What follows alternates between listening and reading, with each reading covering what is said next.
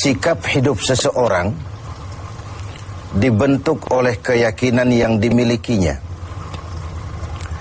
Sebagai muslim, keyakinan kita berpatri pada dua kalimat syahadat. Asyhadu an la ilaha illallah wa asyhadu anna Muhammadar Rasulullah. Kalimat ini membentuk perilaku kehidupan. Itulah ikrar yang kita ucapkan. Artinya, pada saat kita berkata asyhadu an la ilaha illallah, saya bersaksi tidak ada Tuhan selain Allah, kita sudah melaksanakan sebuah ikrar.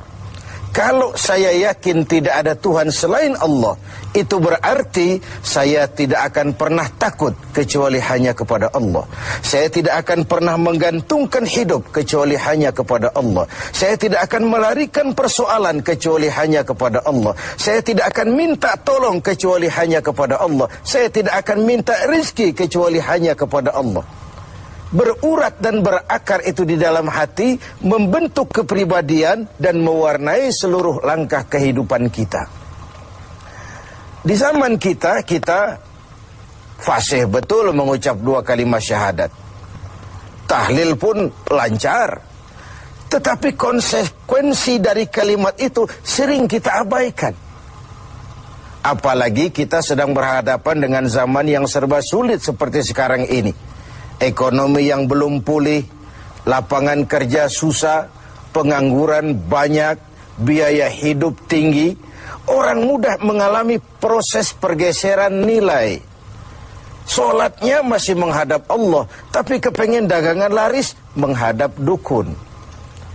Dicampurlah itu, iyyaka na'budu wa dukun nasta'in. Ini kan sudah gaya hidup yang sinkrit. Nah, puasa melahirkan keikhlasan. Kenapa? Karena ibadah ini seperti kita pernah bicarakan tanpa sugesti. Mungkin kalau kita sholat masih berharap dilihat orang. Kita membayar zakat, kita bersedekah masih berharap dilihat orang. Tapi dengan puasa hanya kita dan Allah saja. Ini harusnya melahirkan gaya hidup keikhlasan. Bahwa kalau kita sudah berbuat, yang penting kita dan Allah saja. Mau dipuji orang atau tidak, mau didengar orang atau tidak, mau dilihat orang atau tidak, yang penting saya sebagai pelaksana sebuah ibadah dan Allah sebagai tempat tujuan kenapa ibadah ini saya laksanakan. Karena itu, pada jumpa kita sore ini, kita akan bicara tentang ikhlas dalam menghadapi kehidupan ini. Sebab bukan saja hanya sholat kita harus ikhlas, puasa harus ikhlas, zakat harus ikhlas. Menjalani hidup ini pun kita harus dengan penuh keikhlasan. Kita tahu bahwa apa saja kalau sudah mulai kita gantungkan kepada yang selain Allah, bersiaplah untuk kecewa. Apa saja kalau sudah mulai kita gantungkan kepada yang selain Allah, bersiaplah untuk kecewa. Nah, ikhlas tentu bukan hal yang mudah dilaksanakan, walaupun sangat mudah untuk diucapkan. Tetapi inilah yang diperintahkan Allah kepada kita. Kalian wa ma umiru illa liya'budullaha mukhlisin. Kalian tidak diperintahkan kecuali hanya menjadi penyembah Allah yang penuh keikhlasan. Penyembah Allah yang berangkat dari semangat keikhlasan. Saya ingin mengungkap apa yang pernah disampaikan oleh Imam Al-Ghazali tentang keikhlasan ini. Beliau menyatakan, "An-nas kulluhum mauta illa al-alimun. Wal-alimuna niyamun illa al-amilun. Wal-amiluna mughtarruna illa al-mukhlisun." Manusia, kata Al-Ghazali, pada dasarnya mati, kecuali orang yang berilmu. Orang yang berilmu walaupun dia hidup, tidur, kecuali yang mengamalkan ilmunya. Dan orang yang mengamalkan ilmunya, banyak yang tertipu, kecuali yang ikhlas di dalam mengamalkannya. Begitulah dalam kehidupan ini. Manusia pada dasarnya mati kecuali orang yang berilmu. Tidak banyak yang bisa dilakukan tanpa ilmu. Ilmulah yang membuat manusia itu hidup, bergerak, berbuat, berkembang, tumbuh menjadi lebih maju. Ilmu dalam sebuah ungkapan lama membuat hidup jadi mudah. Seni membuat hidup jadi indah. Dan agama membuat hidup jadi terarah. Dengan ilmu hidup jadi mudah. Apa yang hari ini terjadi di benua lain, hari ini juga kita tahu dari kamar kita. Dari kamar kita bahkan kita bisa ngobrol ke luar negeri. Itu kemudahan yang terjadi karena faktor ilmu. Dahulu tahun 50-an, orang kita kalau pergi haji ke Mekah 6 bulan. Kita sudah lupa dia baru pulang 6 bulan. Yang ada cuma kapal laut, sementara Mekah Madinah unta. Sekarang orang berhaji cukup 1 bulan. Kemajuan ilmu yang menciptakan Boeing memotong waktu 5 bulan. Ruang dan waktu sudah bukan masalah. Manusia mati kecuali yang berilmu. Orang yang berilmu, walaupun dia hidup, tidur kecuali yang mengamalkan ilmunya itu. Nah, orang yang mengamalkan ilmunya banyak yang tertipu. Merasa sudah banyak karyanya, sudah banyak ibadahnya, sudah banyak kebaikannya. Mereka banyak yang tertipu, illal mukhlisun, kecuali yang ikhlas di dalam mengamalkan ilmunya itu. Ikhlas itu, itulah ruh dari amal yang kita kerjakan. Amal tanpa ikhlas, jasad tanpa ruh, mati nilai amal kita. Dan iblis itu luar biasa. Sehingga Nabi katakan, iblis masuk ke tubuhmu, menggodamu melalui saluran darahmu. Persempit jalan masuk iblis ke tubuhmu.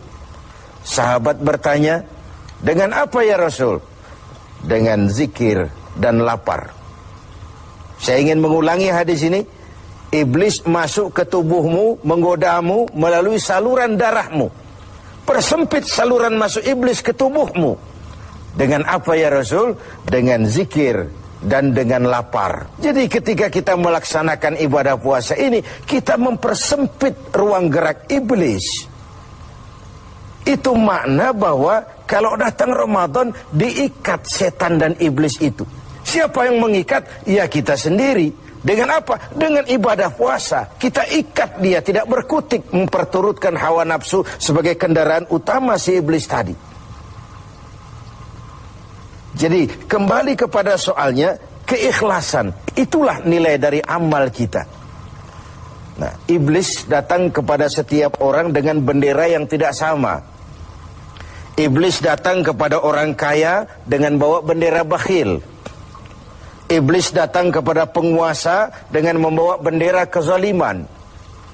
Iblis datang kepada para kiai dengan membawa bendera hasud, iri hati, dengki. Iblis datang kepada orang kaya dengan membawa bendera pelit, bin bakhil alias kikir. Strateginya berbeda, bergantung kepada yang didatanginya. Nah, kalau itu tidak terkena, ditanamkannya lah perasaan bangga. Amalmu sudah banyak, kebaikanmu sudah banyak. Dihilangkanlah keikhlasan kita. Karena itu hadirin dan pemirsa, saya ingin menyampaikan sebuah potret tentang ikhlas ini. Dulu ada cerita, kiai punya santri 2 orang. Satu namanya si Ali, satu namanya si Umar. Satu hari si Ali pergi ke kebun, nyabut singkong. Singkong tercabut, Ali melihat, ini singkong bagus sekali. Kalau dihadiahkan kepada Pak Kiai, senang hati beliau. Tabarukan, cari berkah. Berangkat ke rumah Kiai, bawa singkong. Sampai di rumah Kiai, Assalamualaikum Pak Kiai. Waalaikumsalam. Ada apa? Dari kebun Pak Kiai, saya jabut singkong, bagus sekali. Saya ingat sama Kiai, doakan saya Kiai. Oh, bawa masuk ke dapur, Li. Ali masuk ke dapur, taruh singkong. Kiai bilang sama istrinya, Bu, Ali ini jauh-jauh datang kemari, hadiahkan kita singkong ini. Pulang kita kasih apa dia? Kata istrinya Kiai, Bang, ada seekor kambing di belakang, hadiah pengusaha temporary sama kita. Daripada di sini ada yang merawat, kan lebih baik dikasihkan si Ali. Siapa tahu dia pelihara berkembang biak jadi banyak nantinya. Jadilah itu.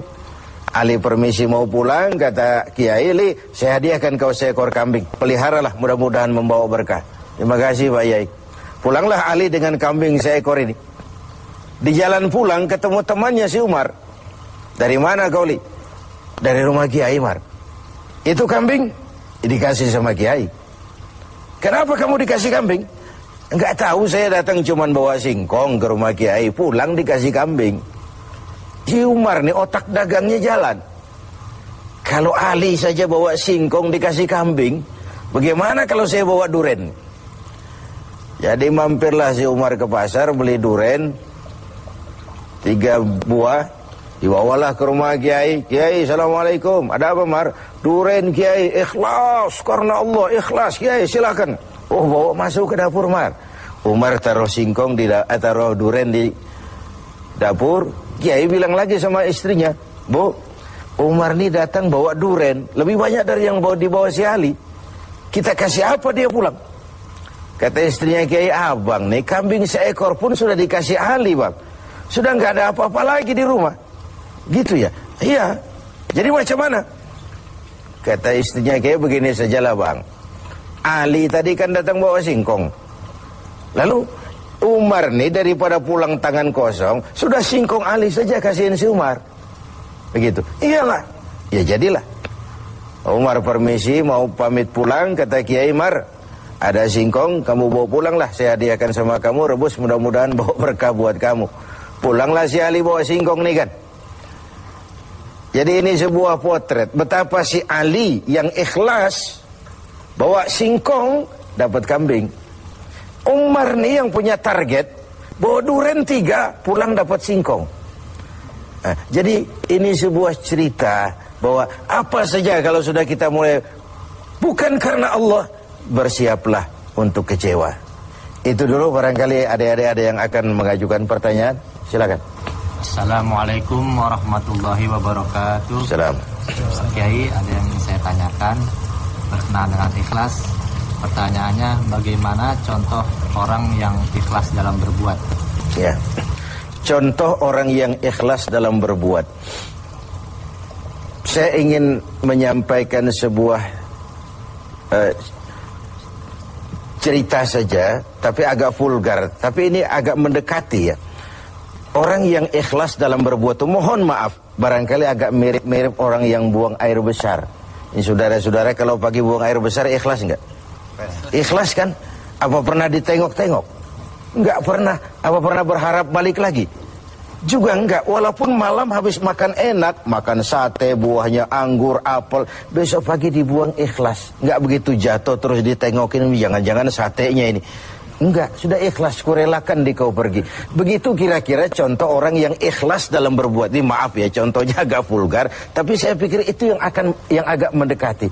Kalau sudah berbuat ya sudah, diikhlaskan saja, dilepas. Karena ikhlas itu kan artinya selamat, selamat dari noda, selamat dari kepentingan yang selain Allah, bersih dari kepentingan yang selain Allah.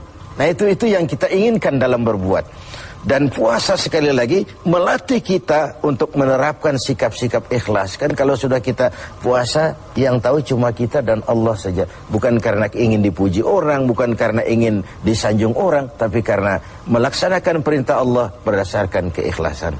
Mudah-mudahan puasa ini semakin mendorong kita menjadi orang-orang yang ikhlas.